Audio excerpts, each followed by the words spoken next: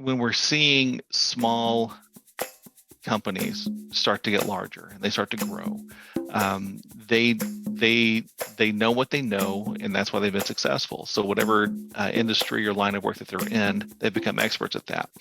Typically, what I see are the companies, the owners of the companies or organizations are not always the most involved in the financials and understanding, how important it is to look at your balance sheet and your income statement. Welcome to Business Ninjas, brought to you by WriteForMe, where you'll hear from business leaders who are out there growing their business and slaying it every day. Learn from the masters. Let's get started.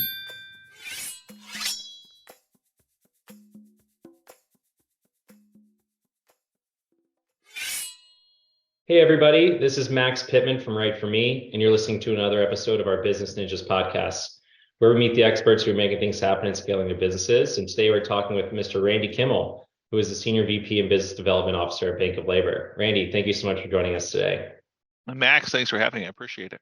Absolutely. Yeah. So Bank of Labor, you guys are in the community banking space based in Kansas City. And I'm really excited to dive into what's going on at Bank of Labor and how you guys are also focused on the labor banking space too. In our, organization, well, your organization itself is very unique. So there's a lot for us to dive into here. So excited to do that. And, I love to give you the opportunity though, as we get started here, to tell our community a little bit about yourself and maybe some of the things you're focused on. So I've had the opportunity to chat with you. I'd love if you can kind of give our audience here the opportunity to get to know you a little bit.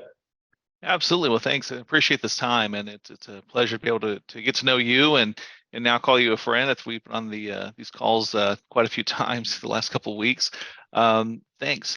Yeah. So a little bit about me first. I'm married 27 years to my high school sweetheart, and we've got two kids, both adults. Now I say adults; they're early 20s. So it's amazing being a parent of a 20 something. And then you're out doing business networking with people that are in their 20s, and so that's a whole other topic. But father of two, in my free time I'm a bourbon connoisseur, so I'd love to talk bourbon. I don't have a drinking problem, I want to put that out there. I have a collection problem, so big difference.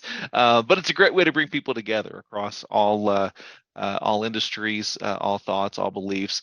And so it's a great way to connect with folks. I enjoy golf. I try to play golf and try to get my swing back. And then occasionally I'll break out the bicycle and we'll do some road cycling. So personally, that's a little bit about me. I love it. Yeah. That's why we bonded, right? Golf and bourbon. Two things that I definitely enjoy myself. And when you combine the two together, it's always makes for a good time. Better golf for sure. Yeah. And so you've been with Bank of Labor for about 3 years. Tell us a little bit about, like, before Bank of Labor, what were you focused on and what brought you to the organization? Yeah, so I guess I'll give you my resume here real quickly, as fast as I can. But started in banking in 1997, believe it or not, and really stumbled into it. I found out that I really enjoyed working with people. I was a teller in college, and just enjoyed the conversation and also the sales process. We had a great sales program at the time, and I was drinking from a fire hose and just loved every single minute of it. But spent about a couple of years at the community bank in southern Oklahoma, and really worked my way between Ada Ardmore and Seminole, Oklahoma there. But moved to Oklahoma City, where I was then recruited by a larger bank, one of the biggest banks in Oklahoma City at the time, or in Oklahoma at the time. That was an eye-opening experience, because going from a community bank to a commercial bank, um, I didn't realize there were so many complexities to banking and finance at that point. But spent another 16 years with that organization, and actually, I'm sorry, 18 years at that organization, 16 under the retail banking side of things, and then moved into wealth management and trust at that for a couple of years.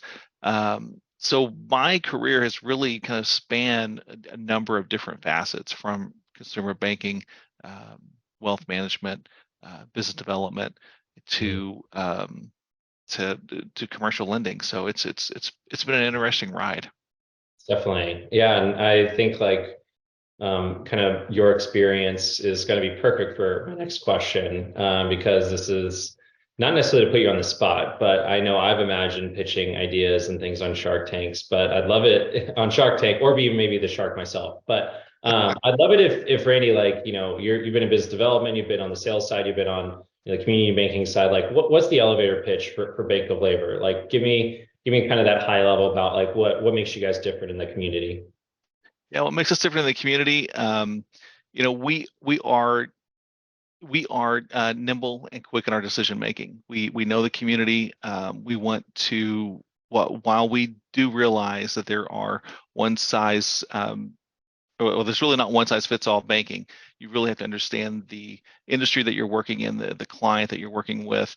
And what's great about us is that we deep dive into that, where we'll take a little bit harder look at certain situations to see if we can make a deal work versus just saying, unfortunately, you don't fit our customer prospect. And so we're going to, our ideal client profile, so we're not going to be able to assist you. Um, Unfortunately, we do have to tell clients no every now and then, but the main thing is knowing who your clients are, but then also digging into the numbers and spending a little more time with that individual or that company. So what would that like ideal client then look like? Give me a couple of different examples of what makes for, good customers or, good clients. Yeah, for me, so I focus on the community bank aspect here in the Kansas City metropolitan area, which covers both Missouri and Kansas. And so we like to work with uh, with contractors, whether it's HVAC, electrical, folks that are constantly growing and also utilizing equipment. What we want to be able to do is help those individuals or companies with their cash management, their banking, and their lending needs. And so when you've got companies that are hard on equipment. They've got to replace equipment every few years. Um, we love to work with those companies. They love to work with us because they've got to find a great price and get a quick turnaround for replacing that equipment that they need to keep their business going. We also like to work in the commercial real estate space, light industrial spaces, and we're really focusing also on helping those clients manage their cash. There's been a lot of discussion over the last few months about, is our bank safe? Is my money protected? And so finding those clients that have those concerns, and we can come in and help assist them as well. Gotcha. So it sounds like, being in Kansas City and Missouri, there's probably lots of agriculture, manufacturing clients in addition to some of the other industries you mentioned. Like, so is like, would you say you work with those other industries too? Manufacturing, yes. We've commercial, or as far as agriculture is concerned, you're right. There is some agriculture, more so in western Kansas and parts of Missouri. And so we've got to have a great relationship with other community banks as well. I've just had to pass on a couple of deals to another institution, or a couple introductions to another institution, because it really didn't fit. We looked at it, and if there is, well, we want to help everybody. We know that we can't. I think we do a better job than some banks in the area. But there are times when we just have to to know Mhm. when to refer out those clients and make those connections. And that goes back to one of the original reasons why I got into banking. And when I did get into banking, was if I have to tell a client no, I want to make sure to have a solution for them, or at least someone that can help provide a solution. Mhm. So it sounds like you've developed some of those partnerships almost. And maybe that's like a little bit of, I'd say maybe even like a secret sauce or secret power that you might have is like being able to referral and have have other banks in other areas refer you business as well. But what would make, Bank of Labor stand out to like an HVAC or manufacturing company? Like, what is that secret sauce that helps you guys stand out against other banks in the area? I think that secret sauce is we understand the industry, and the reason being is that we are owned by a labor union. There are a lot of contractors that are part of labor unions, and they need companies that understand or they need an institution to understand what they do and how they do it, and how their jobs work. Um, there are some deals that are pretty large um, that contractors get involved with, and they need an institution that understands that process. And we were founded in 1924 by the International Brotherhood of Boilermakers, and for the last 99 years, we've been working with local companies in the community as well as nationally, working with labor unions and helping them with their lending and banking and cash management needs as well.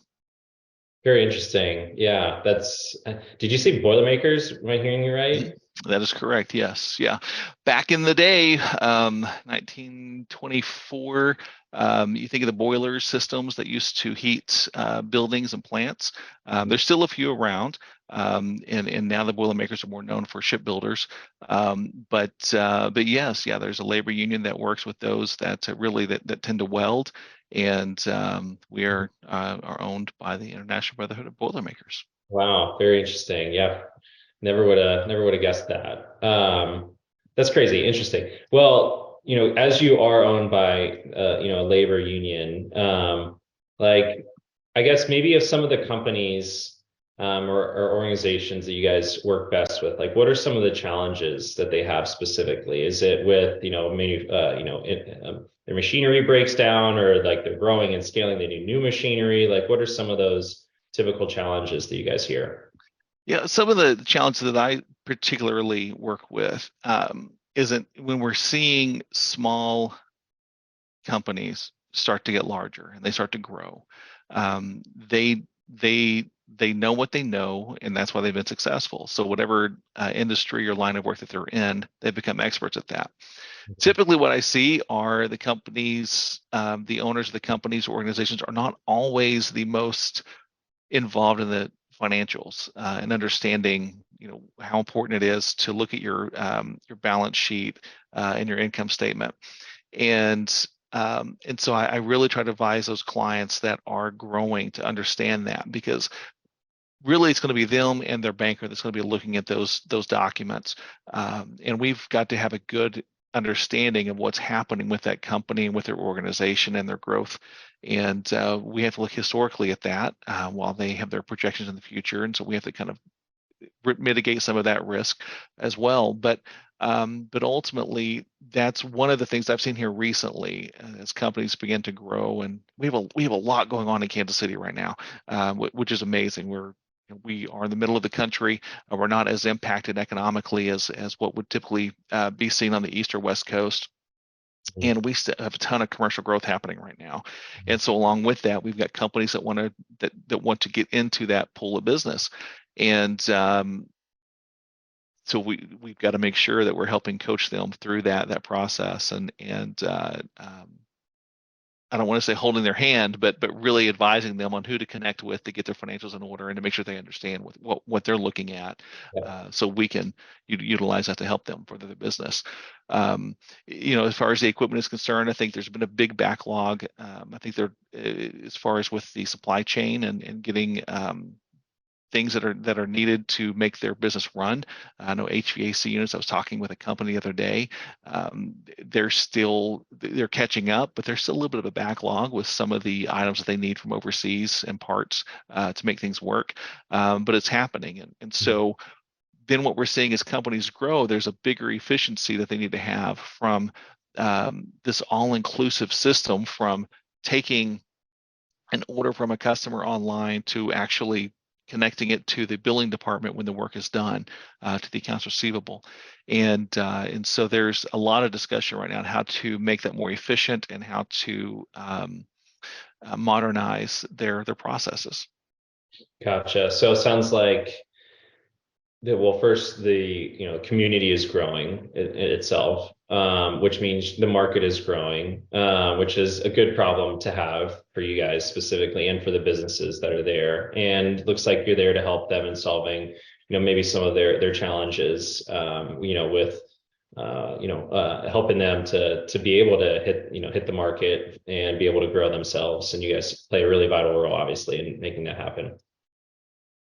We definitely do our best. Yeah. Like take me back just like a couple years, right? Like how has the business, grown, in general or, during like COVID? Like tell me, I guess, a little bit about like what you guys were experiencing a few years back.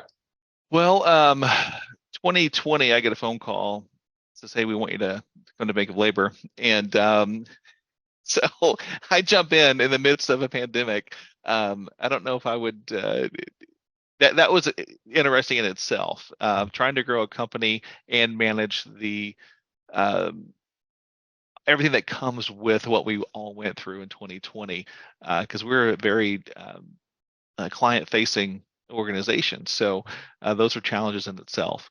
Um, but one of the things that I tried to do when we came on board was we know that we wanted to really focus on the community bank side of things. This will be a longer story here in just a moment as we start talking about the different focuses of Bank of Labor. But we really wanted to reconnect with our community. We've been focusing on some national level banking needs for a number of years, and we know that we needed to grow locally. Hmm. And so there's the thing that we had to do to grow our business during that time was we had to make a lot of phone calls, staying in front of our clients as best we could, if not face to face and over the phone. I had a few Zoom calls, I'm sure as everyone has over those years, and the banking is a little bit different. But the good thing is that we're accessible. I think the accessibility now, whether um, through mobile or through Zoom, it has been was a lifesaver for a lot of our clients in helping them through the pandemic, and assisting with the PPP loans that were available at that point in time. So really understanding what was going on from the federal level that would help our clients, and then also bringing in those business partners we talked about earlier is knowing who to also send clients to whenever we couldn't assist the way that we wanted to. Right. Um, then as a lot of the COVID restrictions were lifted and we started to get back into events in person, um, that was almost like going back to the early 2000s, and when I first came to Kansas City, getting back into events, trying to create it, kind of rebuild yourself after a couple of years of being kind of socially distanced, and so getting back in person, making sure that we were sending the right message. It was it was interesting. I mean, do you remember the first time that you saw a car, or the first time you drove after we were told to stay in place? You Yeah. had to get that feel back for the road. You had to get the feel back for driving again. And the same thing as far as being back in front of our clients and actually having the face-to-face meetings again. That was interesting. But all in all, we had to make sure we're communicating the right message. That we are truly there to help our clients and help solve those problems. Absolutely. And yeah, how were you communicating that message too? Like what role did marketing play to help, the Well, bank stand out? I think marketing communications plays a huge role in everything that we do. You want to be top of mind. And Kansas City, some will say, is overbanked. We have a lot of banks. I've lost track of how many banks we have now in the area. Some will say, I think 130 or 140. I've seen numbers as high as 160 before.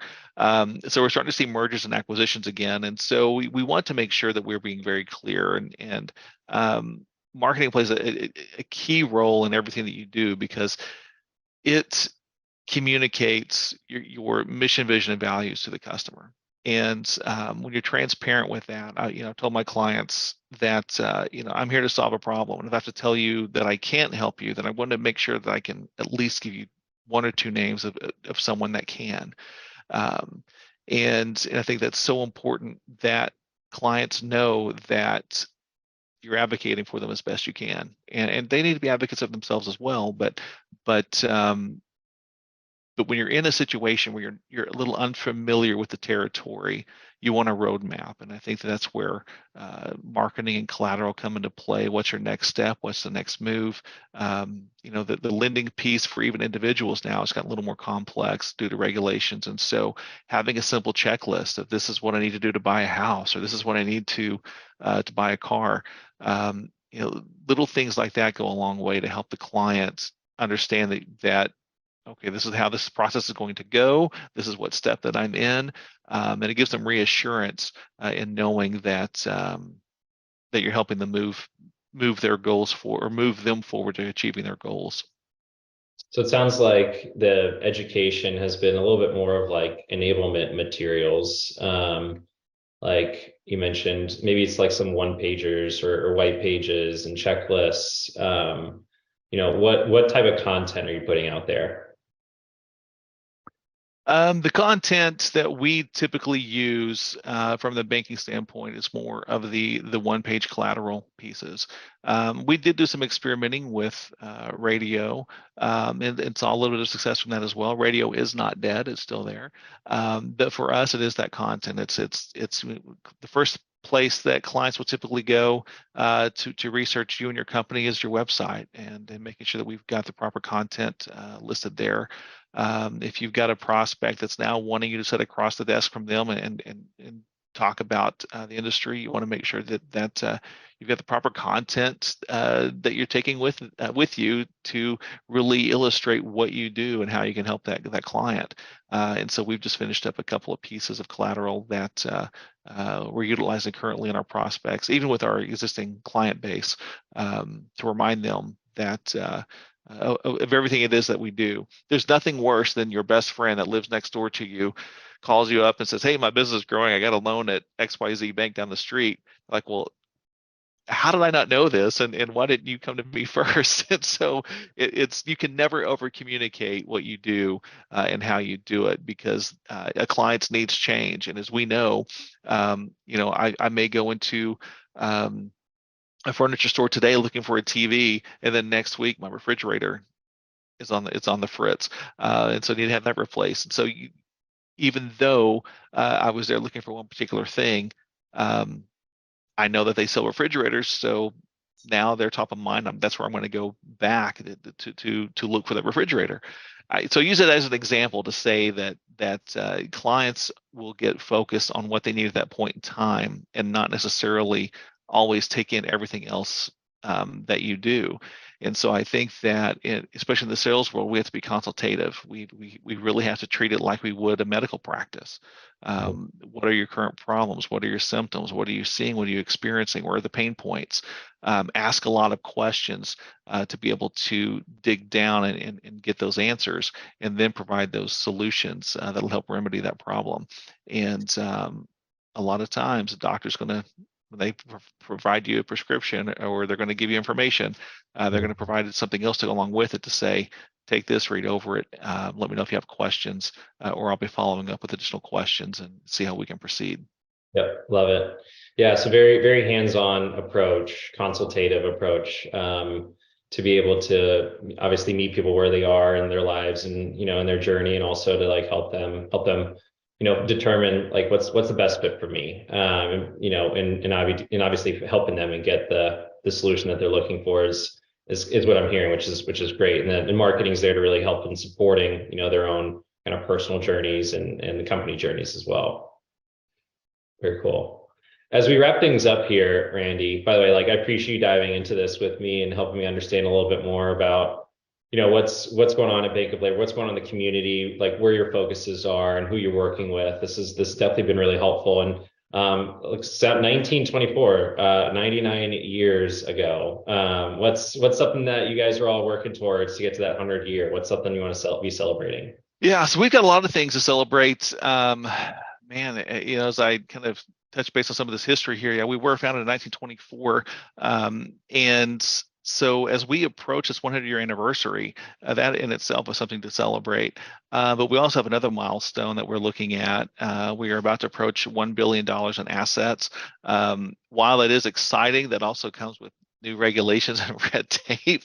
And so, I know that our executive team is working hard to make sure that we're prepared for that and everything else that comes along with it. And then our trust division manages nearly $6 billion. Uh, as well, for a majority of that is for labor unions. And so we've got a lot of things to be excited about. We're coming off of one of the best years that we've had, and we have a lot of momentum moving into our 100th year.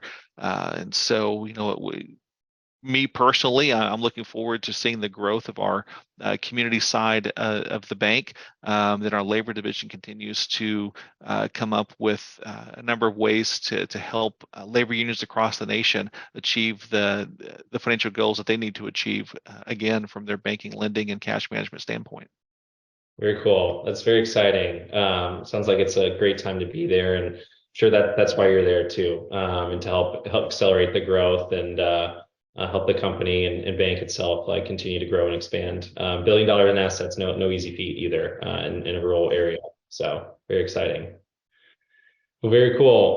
Where can people find you? Like what's going on? Like, love to give you the platform to talk about how people can find you and Bank of Labor. What's the best way for someone to You start a bet. Well, the best way to find us, well, you can find me personally on LinkedIn, Randy Kimmel. That's Kimmel. I am on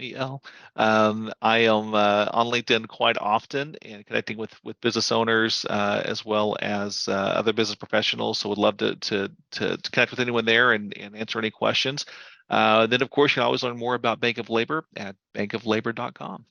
Love it. Yeah, everyone go check out bankoflabor.com if you're in the Kansas City and Missouri area. Bankoflabor.com is the best place to find Randy, and definitely check him out on LinkedIn and give him a follow. And appreciate everyone for listening. And Randy, thank you so much for being here and telling your story and being a part of the Business Ninjas podcast and helping to educate us on who you are and but also who is Bank of Labor and what you're doing. And I feel like I've definitely learned a lot about you and definitely like how you guys are trying to separate yourselves from other organizations there in the space. So I appreciate you sharing your story.